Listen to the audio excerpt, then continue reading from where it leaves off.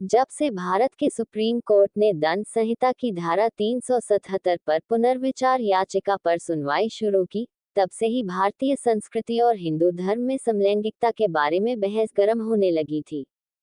Supreme court ने कहा है कि समलैंगिक समुदाय को भी समान अधिकार हैं।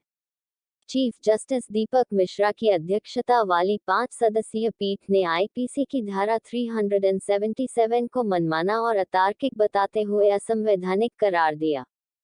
ये तो रही अदालती फैसले की बात, लेकिन धर्मों में समलैंगिक संबंधों को किस रूप में देखा गया है? सवाल ये है कि क्या धर्म में समलैंगिक संबंध अप्राकृतिक व्याभिचार या पाप है? समलैंगिकता वाली बहस हमेशा ही पाखंड और दोहरे मानदंडों की वजह से पटरी से उतरती रही है। इस बार भी यह खतरा नजर आ रहा है। सबसे बड़ा कुतर्क ये है कि सभी धर्म समलैंगिक संबंधों को अप्राकृतिक व्यभिचार या पाप समझते हैं। ईसाई मिशनरियों और कट्टरपंथी मुसलमान मौलवियों के इस देश में पैर रखने से पहले तक हिंदू अपने यौनाचार और काम भावना की अभिव्यक्ति के बारे में कुंठित नहीं थे। महादेव शिव का एक रूप अर्धनारीश्वर वाला है, जिसे आज की शब्दावली में एंड्रोजीनस सेक्सुअलिटी की सहज स्वीकृति ही कहा जा सकता है। मिथकीय आख्यान में विष्णु का मोहिनी रूप धारण कर शिव को रिझाना किसी भी भक्त को अप्राकृतिक अनाचार नहीं लगता था। महाभारत में अर्जुन की मर्दांगी बृहन्नला बनने से कलंकित नहीं होती। शिखंडी का लिंग परिवर्तन संभवतः सेक्स रिअसाइनमेंट का पहला उदाहरण है। गुप्त काल में रचित वात्स्यायन के कामसूत्र में निमोछिए चिकने नौकरों, मालिश करने वाले नायों के साथ शारीरिक संबंध बनाने वाले पुरुषों का बखान विस्तार से किया गया है और इस संभोग सुख के तरीके भी दर्ज हैं।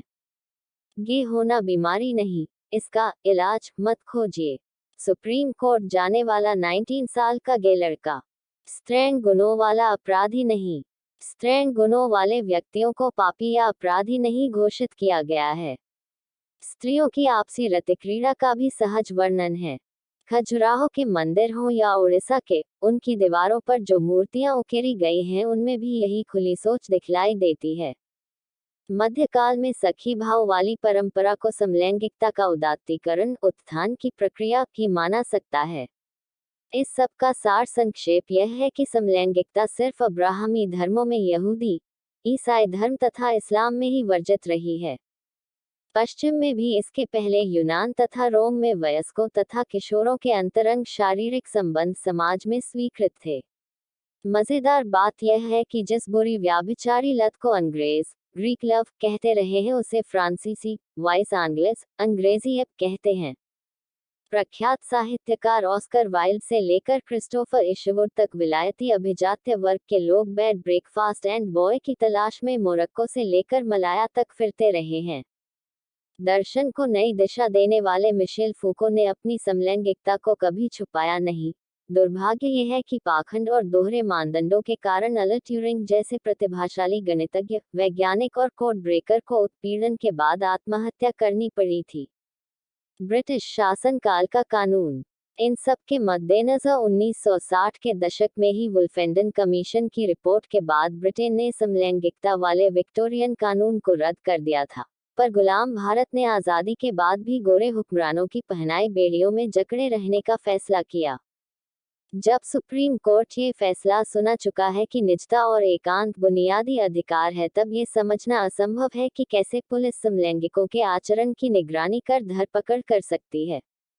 पश्चिम में जिन्हें थर्ड सेक्स कहा जाता है, वैसे कई व्यक्ति भारत में इस कानून की वजह से प्रताड़ित और तिरस्कृत होते रहे हैं और वेश्यावृत्ति को ही अपनी जीविका का आधार बनाने को मजबूर हुए हैं। निश्चय ही 377 के शिकंजे से मुक्ति उन्हें मानवीय गरिमा के साथ जीने का मौका देगा।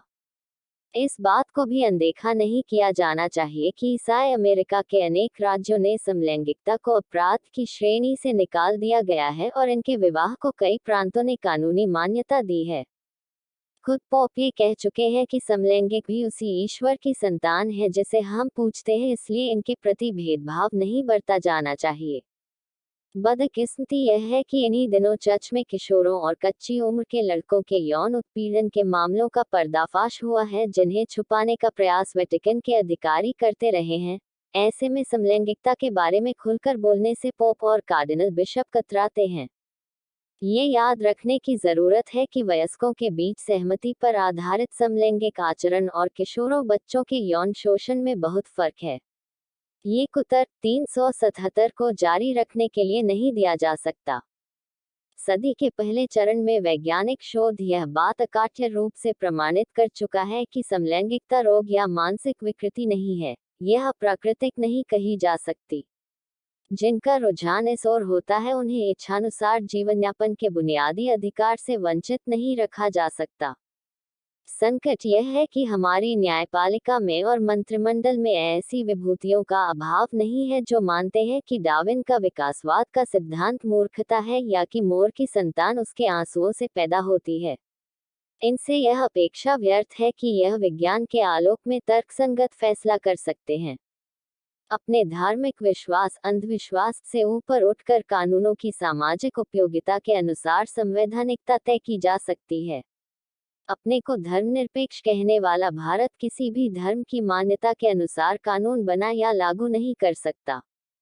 यह मुद्दा सिर्फ समलैंगिकों के अधिकारों तक सीमित नहीं, कानून के राज और कानून के सामने समानता के बुनियादी अधिकार से जुड़ा है। क्या समलैंगिक लोग भारत के नागरिक नहीं है कि उन्हें कानून से बुनियादी सुरक्षा मिले? बहरहाल अदालत के फैसले के बाद भी अधिकांश लोग शायद इस डर से चुप हैं कि अगर उन्होंने धारा 377 के उन्मूलन का समर्थन किया तो लोग इन्हें ही समलैंगिक समझने लगेंगे।